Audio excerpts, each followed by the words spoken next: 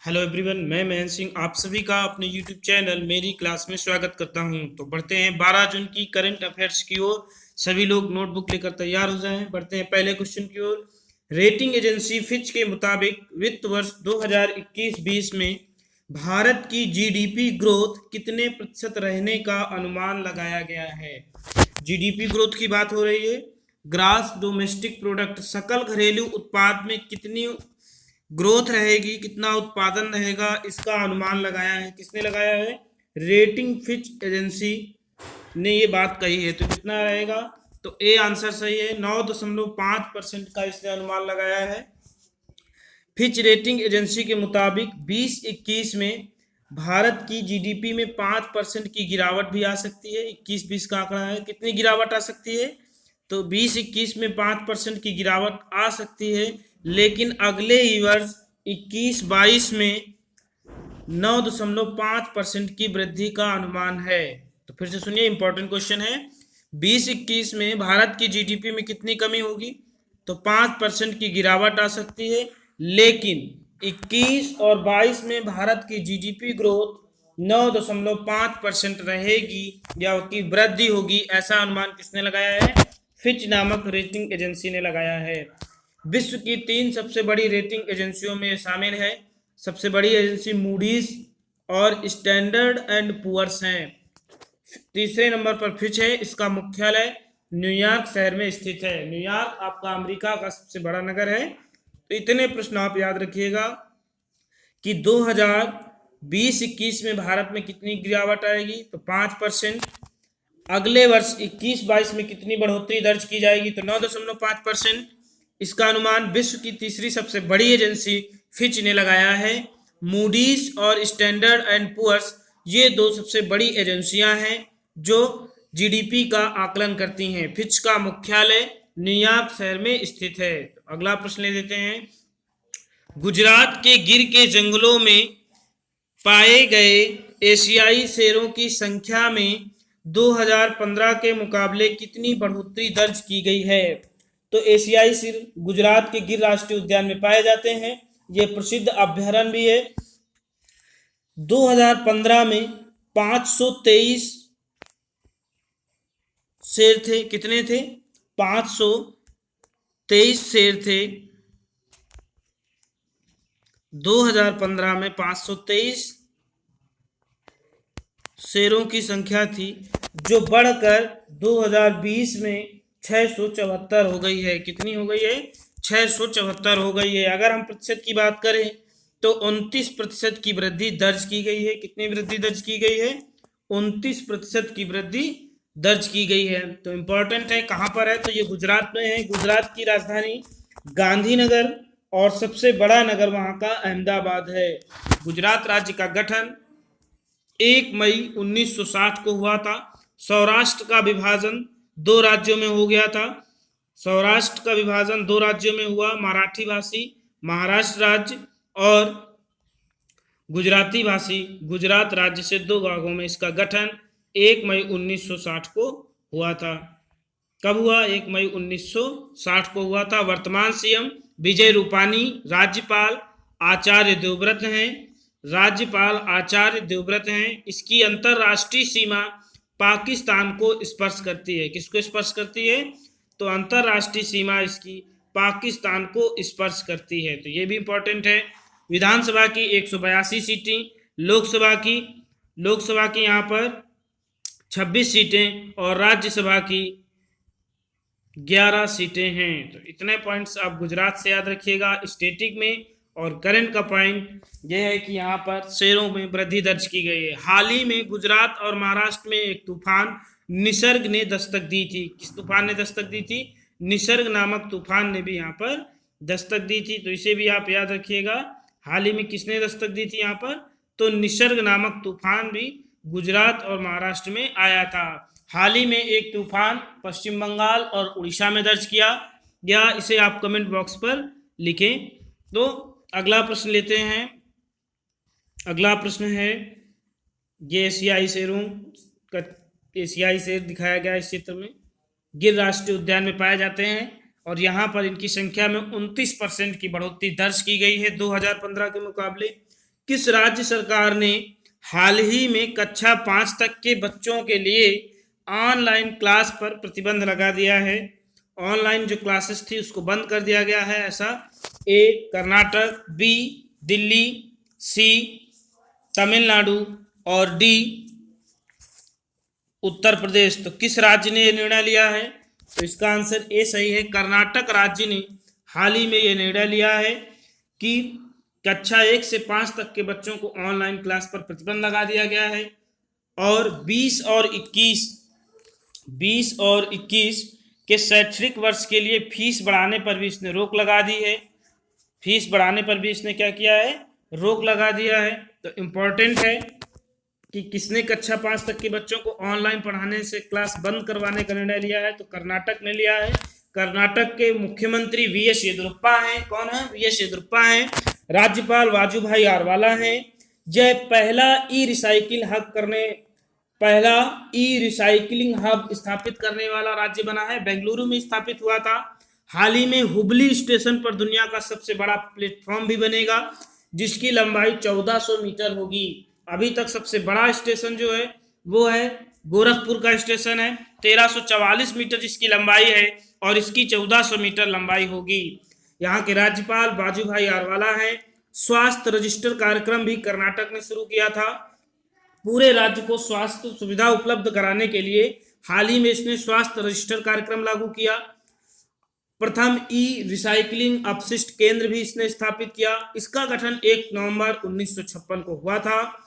इसकी राजधानी व सबसे बड़ा नगर बेंगलुरु है। यहाँ का प्रसिद्ध कंबाला पारंपरिक महोत्सव भैंसा दौड़ से संबंधित है। यहाँ विधानसभा की 225 और विधान परिषद की 75 सीटें हैं। लोकसभा की 28 और राज्यसभा की 12 सीटें हैं। इतना आप स्टैटिस्टिक्स से याद रखिए कर्नाटक के विषय में। तो अगला प्रश्न लेते हैं। अगला प्रश्न है, अंतरराष्ट्रीय भारोत्तोलन महासंघ IWF ने किस भारतीय वेट लिफ्टर पर लगाए गए डोपिंग आरोपों को पुनः वापस ले लिया है या खारिज कर दिया है? ये इंपॉर्टेंट क्वेश्चन है कि पहले लगाया गया था वाडा की ओर से, वर्ल्ड एंटी डोपिंग एजेंसी है जो, यदि कोई खिलाड़ी रोके गए पदार्थों को या प्रतिबंधित पदार्थों का सेवन करता है तो वाडा उसके ऊपर प्रतिबंध लगा सकता है यदि उसको इस बात का पता चल जाता है या डोप टेस्ट में पॉजिटिव आ जाता है। तो ये इसका आंसर संगीता चानू है। भारोत्तोलक थी। 2014 के ग्लासगो राष्ट्रमंडल खेल में इन्होंने स्वर्ण पदक जीता था। इनका संबंध मणिपुर राज्य से था। किस राज्य से था? मणिपुर राज्य से था। मणिपुर की आयरन लेडी इरोम शर्मिला चानू थी। कौन थी? इरोम शर्मिला चानू का संबंध भी मणिपुर से था, जिन्हें वहां की आयरन लेडी भी कहा जाता था। तो ये भारोत्तोलक हैं। संगीता इनका नाम है, संगीता चानू लिखा है। संगीता चानू है जिन्हें खारिज कर दिया गया इनके ऊपर, और ये फिर से अब खेल के मैदान में उतर सकती है। तो इंपॉर्टेंट है, IWF ने वाडा की सिफारिश पर भारोत्तोलक संगीता चानू पर लगे डोपिंग आरोपों को खारिज किया। इनका संबंध मणिपुर राज्य से था। 2014 के राष्ट्रमंडल खेल ग्लासगो में हुए थे, वहां पर इन्होंने स्वर्ण पदक जीता था। तो इंपॉर्टेंट है। अगला प्रश्न लेते हैं। हाल ही में किस प्रसिद्ध व्यक्ति का निधन हो गया जिन्हें पद्मश्री से सम्मानित किया गया था? प्रीतम सिंह, पियरे कुरुंजीजा, अंबाजा जगन, जागेश मुकाती। तो प्रीतम सिंह को हाल ही में उनका निधन हो गया है, जिन्हें पद्मश्री सम्मान से सम्मानित किया गया था। 12वीं पंचवर्षीय योजना 2012 से 17 के लिए जो गठित हुई थी, उसमें उच्च शिक्षा में संस्थागत प्रबंधन और नेतृत्व विकास की उप समिति की इन्होंने अध्यक्षता की थी। भारतीय प्रबंधन संस्थान लखनऊ के ये निदेशक भी रहे हैं। IIM भारतीय प्रबंधन संस्थान लखनऊ के ये निदेशक भी थे। इसके अलावा प्रबंधन शिक्षा के लिए 2003 में इन्हें पद्मश्री मिला था। कब मिला? तो 2003 में इन्हें शिक्षा के क्षेत्र में प्रबंधन के लिए पद्मश्री से सम्मानित किया गया था। वह मॉस्को इंटरनेशनल बिजनेस स्कूल से ग्लोबल थॉट लीडर पुरस्कार प्राप्त करने वाले पहले एशियाई हैं। ये इंपॉर्टेंट था, फिर से सुनिए। मॉस्को इंटरनेशनल बिजनेस स्कूल से ग्लोबल थॉट लीडर 2006-7 प्राप्त करने वाले पहले एशियाई थे। ग्लोबल थॉट लीडर 2006-7 प्राप्त करने वाले ये पहले एशियाई थे। इन्हें सर्वपल्ली राधाकृष्ण मेमोरियल अवार्ड प्राप्त था। 2009 में इन्हें टीचर ऑफ टीचर और विवेकानंद फाउंडेशन से लाइफ टाइम अचीवमेंट अवार्ड भी मिला था। तो इतने पॉइंट्स आप प्रीतम सिंह से याद रखिएगा। ऑप्शन बी जो है पियरे नकुरुंजिजा, ये बुरुंडी के प्रधानमंत्री थे जिनका हाल ही में निधन हो गया है। वहां की राजधानी गितेगा है। मुद्दा फ्रैंक है। अंबाजा जगन, ये डीएमके सांसद थे। डीएमके द्रविड़ मुन्नेत्र कड़गम तमिलनाडु के थे, राजनीति से संबंधित थे। इनका भी हाल ही में निधन हो गया। जागेश मुकाती, ये टीवी एक्टर्स थे, इनका भी हाल हो गया। इन्होंने 2014 में हंसी तो फंसी मूवी में भी काम किया था। तो ये सारे व्यक्ति जिनका हाल ही में निधन हुआ है ये हैं प्रीतम सिंह। ये IIM के पूर्व निदेशक थे। 12वीं पंचवर्षीय योजना में शिक्षा क्षेत्र के उप समिति के अध्यक्ष भी रहे। ग्लोबल थॉट लीडर पाने वाले एशियाई व्यक्ति थे। नकुरुंजिजा बुरुंडी के प्रधानमंत्री थे। अंबाजा जगन पॉलिटी से संबंधित थे, डीएमके पार्टी से थे, तमिलनाडु के थे, इनका भी निधन हो गया। जागेश मुकाती टेलीविजन एक्टर थे, मूवी में भी काम किया, इनका भी हाल ही में निधन हो गया। ये चारों पॉइंट्स करंट के हैं, इन्हें आप नोट करिए। वीडियो अच्छी लगे तो लाइक सब्सक्राइब करिए, दोस्तों को शेयर करिए। अगला प्रश्न है, S&P ने हाल ही में भारत की अर्थव्यवस्था को क्या रैंकिंग दी है? BBB, ABB, BAA। तो इन्होंने BBB की रेटिंग प्रदान की है हाल ही में। S&P एक रेटिंग एजेंसी है जो भारत की अर्थव्यवस्था को रैंकिंग प्रदान की है। हाल ही में S&P ने स्थिर दृष्टिकोण के साथ BB पर भारत की रेटिंग को बरकरार रखा है। इसके अनुसार विकास के जोखिम बढ़ रहे हैं, परंतु भारतीय अर्थव्यवस्था कोविड-19 महामारी के नियंत्रण के बाद जल्द ही अर्थव्यवस्था और राजकोषीय स्थिति स्थिर हो जाएगी और 2021 से ठीक होने लगेगी। तो ऐसे सुधार आ रहे हैं, जैसे कि फिच ने कहा कि 2021-22 में भारत 9.5% की वृद्धि करेगा। हाल ही में लेकिन 5% की गिरावट दर्ज की गई है। ये S&P 1860 में स्थापित हुई थी। यह एक वैश्विक रेटिंग अमेरिकी क्रेडिट एजेंसी है।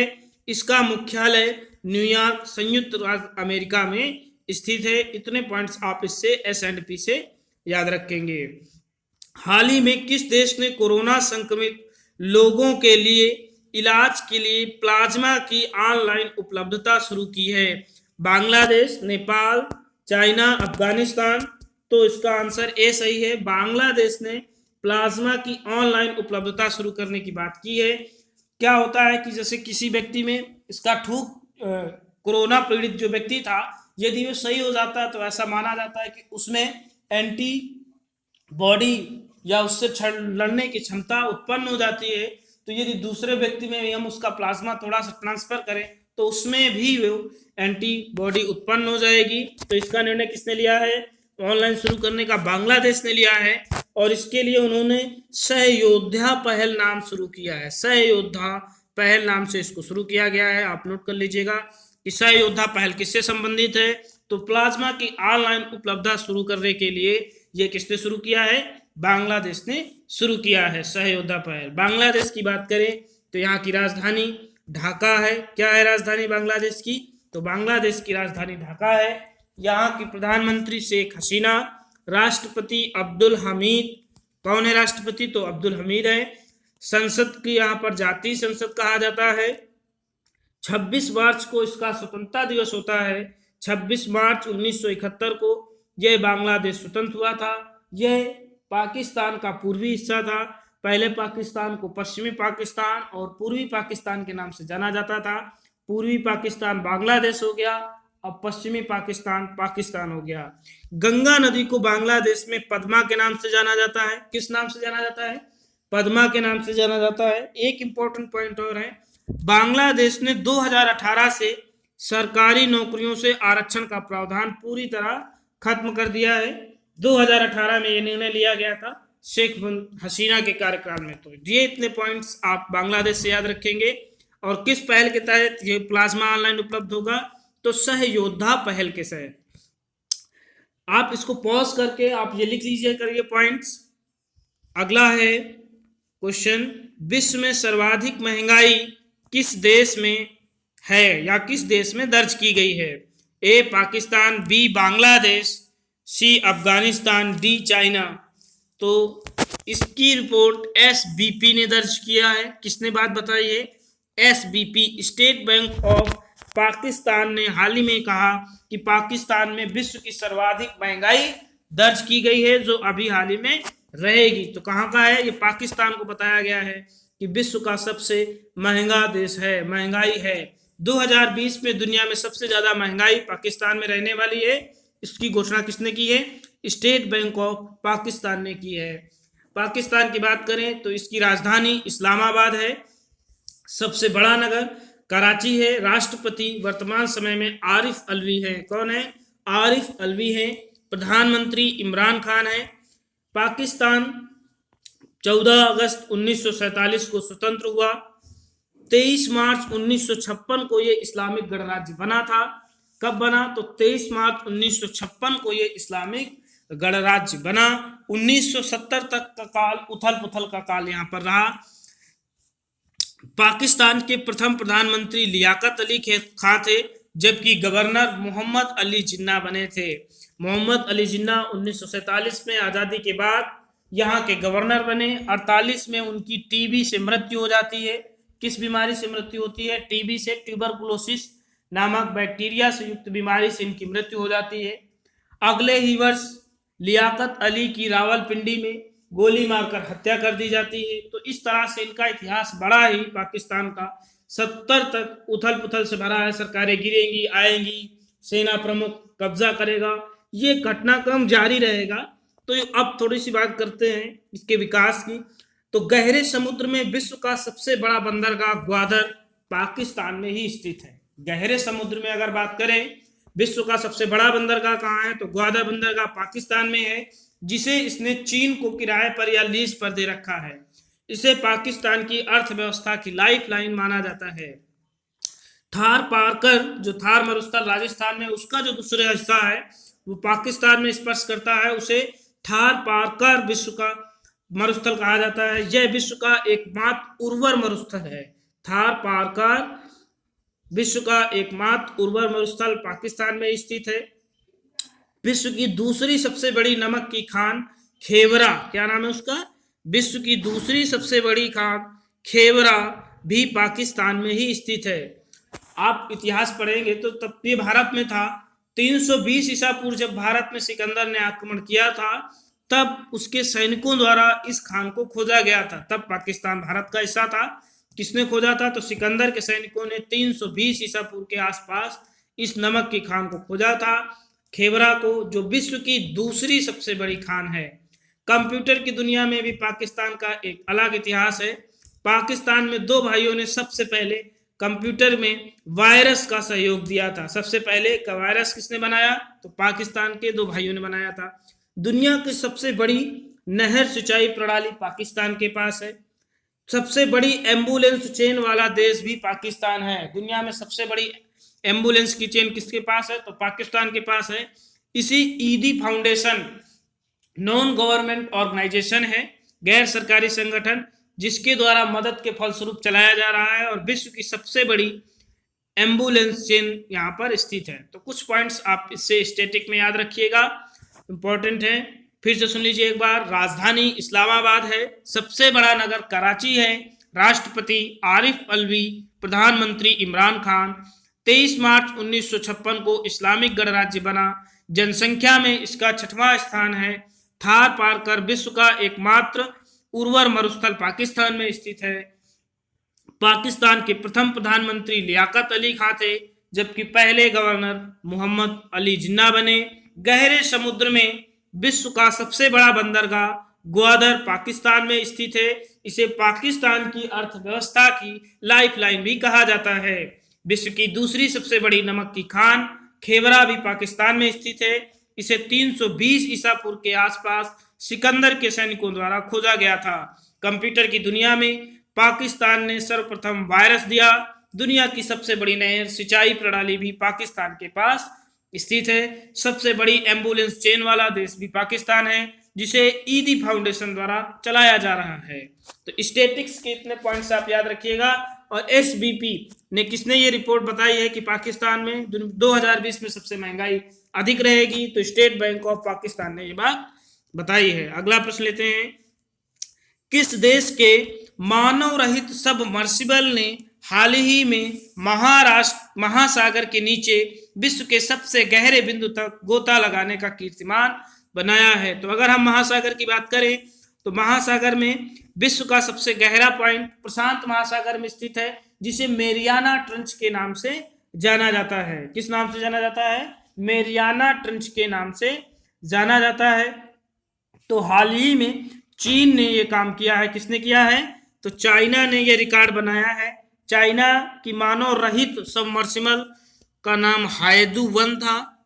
क्या नाम था? हायदू 1, जिसने 4 बार मेरियाना ट्रंच से जाकर वापस आया है। लगभग 10,000 मीटर नीचे है ये। इसने महासागर के सबसे नीचे पॉइंट मारियाना ट्रंच में जाकर एक रिकॉर्ड बनाया।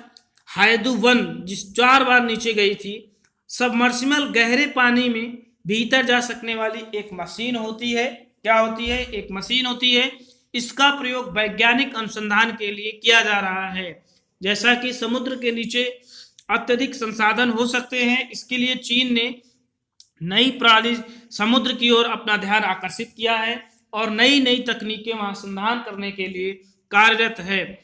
चीन ने देश के बाहर हिंद महासागर में अपना पहला सैन्य अड्डा बनाने की भी घोषणा कर दी थी। चीन ने हाल ही में अपना मंगल मिशन भी जुलाई में लॉन्च करने की घोषणा की है, जिसका नाम तिहानयन-1 रखा है। क्या रखा है? तिहानयन-1 रखा है। चीन ने WHO को हाल ही में $2 बिलियन देने की भी घोषणा की थी। कितनी राशि? $2 बिलियन राशि देने की घोषणा भी की थी। चीन के प्रधान राष्ट्रपति शी जिनपिंग है, प्रधानमंत्री ली केकियांग, राजधानी यहाँ की बीजिंग है और मुद्रा यहाँ की युआन है। एक आधिकारिक मुद्रा रेमनबी भी इसने जारी की थी। डिजिटल करेंसी ईपी भी इसने जारी की है। कौन सी digital currency? EP, DCEP digital currency EP भी चाइना ने हाल ही में जारी की है। 22 प्रांतों वाला यह देश है। तो इतने पॉइंट्स आप चाइना से स्टैटिक में भी याद रखिएगा। अगला प्रश्न लेते हैं, खाद्य सुरक्षा सूचकांक में कौन सा राज्य प्रथम स्थान पर रहा? गुजरात, महाराष्ट्र, चंडीगढ़, गोवा। तो गुजरात पहले स्थान पर रहा है खाद्य सुरक्षा सूचकांक में। इसे विश्व खाद्य सुरक्षा सूचकांक 7 जून को मनाया गया था। तब यह सूचकांक स्वास्थ्य मंत्री डॉक्टर हर्षवर्धन सिंह के द्वारा जारी किया गया है। स्वास्थ्य मंत्री डॉक्टर हर्षवर्धन ने इसे जारी किया और बताया कि खाद्य सुरक्षा के मामले में पहले स्थान पर कौन है? तो गुजरात है। दूसरा स्थान जो है तमिलनाडु को मिला है और जबकि तीसरा स्थान महाराष्ट्र को दिया गया है। यह सूचकांक FSSAI जारी करता है। कौन जारी करता है? FSSAI जारी करता है। भारतीय खाद्य सुरक्षा प्राधिकरण विभाग द्वारा यह सूचकांक जारी किया गया है। यह खाद्य सुरक्षा पर दूसरा सूचकांक है। अगर हम छोटे राज्यों की बात करें तो गोवा को पहला स्थान मिला है छोटे राज्यों में खाद्य सुरक्षा में। किसे? गोवा को मिला है। दूसरे स्थान पर आपका मणिपुर है। अगर केंद्र शासित प्रदेशों की बात करें तो चंडीगढ़ को खाद्य सुरक्षा के मामले में पहला स्थान प्राप्त हुआ है। इसके पश्चात दिल्ली का स्थान है। तो भारतीय खाद्य सुरक्षा प्राधिकरण विभाग ने 7 जून को खाद्य सुरक्षा सभी का विषय है थीम के साथ यह सूचकांक जारी किया है। किस थीम के साथ? खाद्य सुरक्षा सभी का विषय है थीम के साथ जारी किया है। हाल ही में FAO की एक रिपोर्ट आई थी। FAO food agriculture and association जो है विश्व की खाद्य संस्था, उसने एक रिपोर्ट जारी की और उसमें बताया गया कि भारत की लगभग 14.8% जनसंख्या कुपोषित है। क्या है? कुपोषित है। तो ये भी आप पॉइंट्स याद रखिएगा कि FAO के अनुसार भारत की कितनी जनसंख्या कुपोषित है? 14.8% कुपोषित बताई गई है। FSSAI भारतीय खाद्य सुरक्षा प्राधिकरण विभाग ने खाद्य कंपनियों और व्यक्तियों के योगदान को पहचान प्रदान करने के लिए ईट राइट अवार्ड की भी स्थापना की है। कौन सा अवार्ड? ईट राइट अवार्ड भी उसने शुरू किया है। हाल ही में भारतीय खाद्य सुरक्षा प्राधिकरण के सीईओ अरुण सिंघल बनाए गए थे। कौन बनाए गए हैं? अरुण सिंघल को इसका सीईओ या सीएफओ हम कह सकते बनाया गया है। तो आप इसे याद रखिएगा। भारतीय खाद्य सुरक्षा विभाग का किसे बनाया गया था?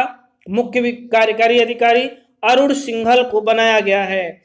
भारतीय खाद्य सुरक्षा प्राधिकरण की बात करें, मानक प्राधिकरण FSSAI का पूरा नाम food safety and standards authority of India है।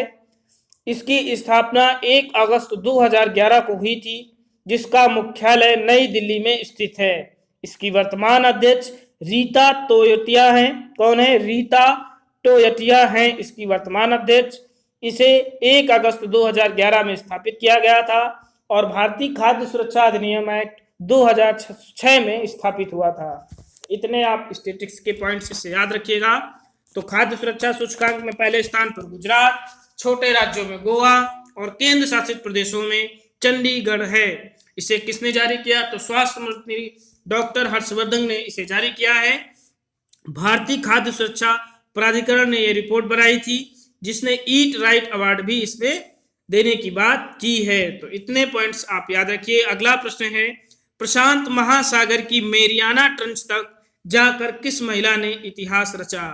ए काथी सुल्लिवान, बी सैली राइट, सी सुनीता विलियम्स, डी इनमें से कोई नहीं। तो ये भी इंपॉर्टेंट पॉइंट्स है। अभी हमने पढ़ा कि हाइडू-1 सबमर्सिबल जो एक मशीन होती है गहरे समुद्र में अनुसंधान के लिए, चाइना ने 4 बार भेजा है मेरियाना ट्रेंच पर। अब एक महिला हैं जो प्रशांत महासागर की सबसे गहरी खाई मेरियाना ट्रेंच से होकर आई है, जिन्होंने एक इतिहास रच दिया है। वो महिला काथी सुल्लिवान है। कौन है? तो काथी सुल्लिवान है। ये एक अंतरिक्ष यात्री तथा समुद्र विज्ञानी हैं जो अमेरिका से संबंधित है। यह प्रथम महिला तथा 5वीं व्यक्ति बनी है जो मेरियाना ट्रेंच तक होकर आई हैं, महासागर में सबसे गहरे स्थल तक आई हैं। वर्ष 1984 में यह अंतरिक्ष में जाने वाली पहली अमेरिकी भी थी। सुनीता विलियम्स भारतीय मूल की हैं, अमेरिका की हैं, जो लंबे समय तक अंतरिक्ष में रहने का रिकॉर्ड भी इनके पास है। सैली राइट भी अंतरिक्ष यात्री थी अमेरिका की, जिनका पिछले वर्ष निधन हो गया था। तो इतने पॉइंट्स आप याद रखिएगा। ये बड़ा इंपॉर्टेंट है कि मेरियाना ट्रेंच तक जाने वाली विश्व की पहली महिला कौन बनी? तो काथी सुल्लिवान बनी। इनका संबंध किस देश से है? तो अमेरिका से है। ये अंतरिक्ष यात्री और समुद्री विज्ञानी भी हैं। अगला प्रश्न है, QS वर्ल्ड यूनिवर्सिटीज रैंकिंग 2021 में शीर्ष स्थान किसे प्राप्त हुआ है? तो 2021 के लिए हाल ही में हर वर्ष उच्च शिक्षा कंसल्टेंसी QS यूनिवर्सिटी रैंकिंग जारी करती है, जिसमें पहला स्थान किसे दिया गया है? शीर्ष स्थान किसे मिला है? MIT Massachusetts institute of technology America, Stanford university America, Oxford university Britain, IIT Bombay Maharashtra. तो MIT को कई वर्षों से लगातार इस सूचकांक में, इस रैंकिंग में पहला स्थान प्राप्त हुआ है। इसका पूरा नाम मैसाचुसेट्स इंस्टीट्यूट ऑफ टेक्नोलॉजी है। ये अमेरिका में स्थित है। दूसरा स्थान अमेरिका का ही एक विश्वविद्यालय है स्टैनफोर्ड, जिसे दिया गया है।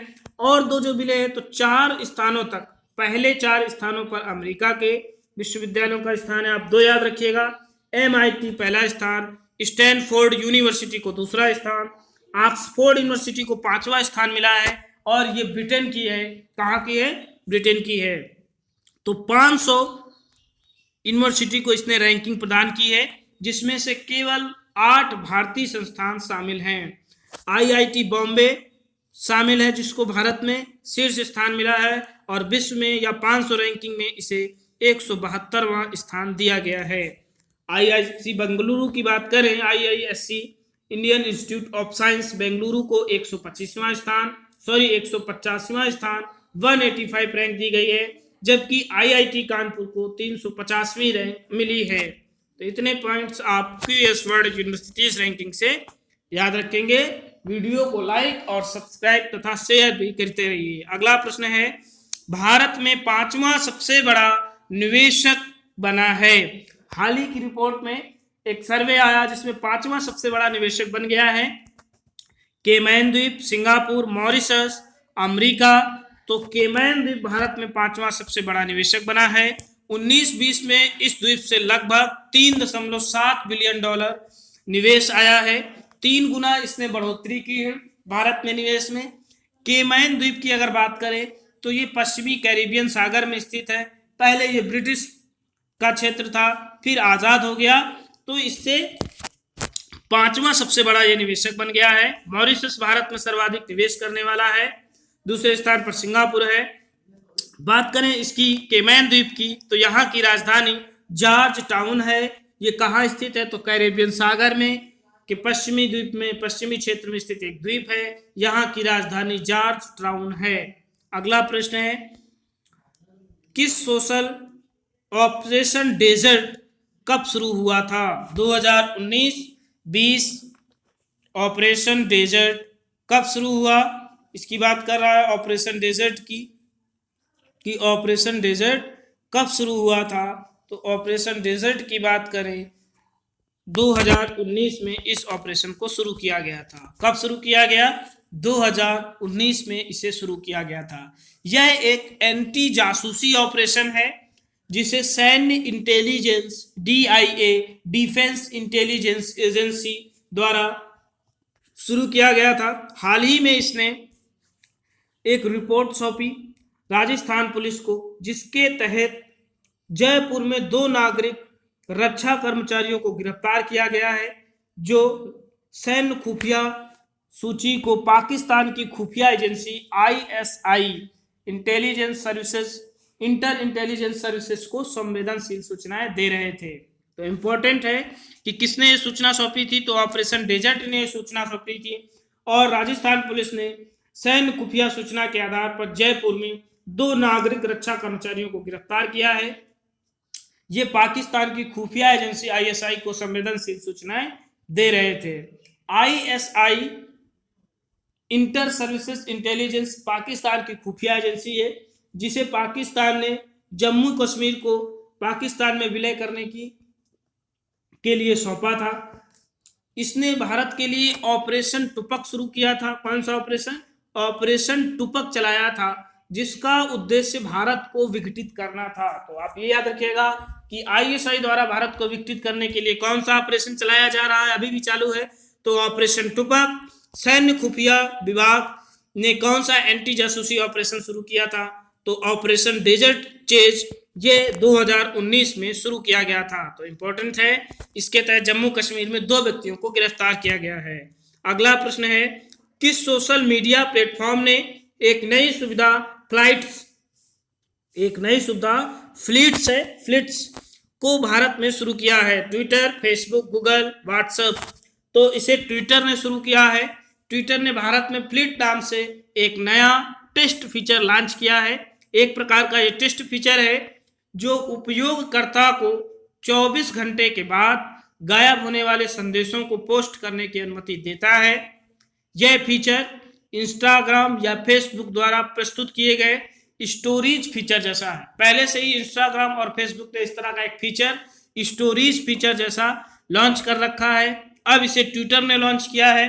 ट्विटर ने इसके पहले इसे ब्राजील और इटली में शुरू किया था। अब भारत में इसको शुरू करने की इसने घोषणा कर दी है। ट्विटर की स्थापना 2006 में हुई थी। कब हुई? 2006 में ट्विटर की स्थापना हुई थी। हाल ही में एक नए परजीवी का नाम भी ट्विटर के ऊपर रखा गया था। परजीवी कवक था जिसका नाम ट्विटर के ऊपर रखा गया था। तो ये भी याद रखिएगा कि किस परजीवी का नाम ट्विटर है, तो ट्विटर एक नया परजीवी था जिसका नाम इस पर रखा गया था। इसका मुख्यालय सैन फ्रांसिस्को अमेरिका में स्थित है। ट्विटर ने वर्क फ्रॉम होम का ऑप्शन लाइफ टाइम देने की घोषणा की और ऐसा करने वाली ये विश्व की पहली कंपनी भी बनी है। तो 2 पॉइंट्स करंट के हैं। कौन से? 3 पॉइंट्स। फ्लीट्स फीचर जारी किया, हाल ही में खोजी गई कवक की नई प्रजाति का नाम ट्विटर पर रखा गया और विश्व की पहली कंपनी है जो वर्क फ्रॉम होम का ऑप्शन लाइफ टाइम देने की घोषणा कर दी है। इसकी स्थापना 2006 में हुई थी और इसका मुख्यालय सैन फ्रांसिस्को अमेरिका में स्थित है। वीडियो अच्छी लगे तो लाइक सब्सक्राइब करें, दोस्तों को शेयर करें, प्रोत्साहित करें उन्हें वीडियो देखने के लिए। कमेंट बॉक्स पर अपनी सारी समस्याओं को लिख भेजें। किसी भी तरह का कोई प्रश्न आपको डाउट करता है तो उसे कमेंट में लिखें, मैं उसको उत्तर देने का